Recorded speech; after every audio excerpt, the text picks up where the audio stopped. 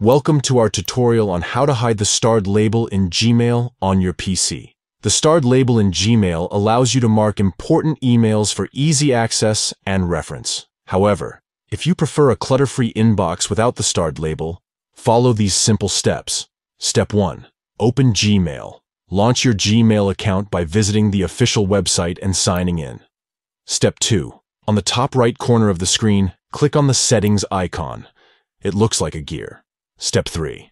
From the drop-down menu, select See All Settings. This will take you to the Settings page. Step 4. On the Settings page, click on Labels from the top menu. Step 5. Next to Starred, click on Hide. This will remove the starred label from your inbox, giving you a cleaner and more organized email experience.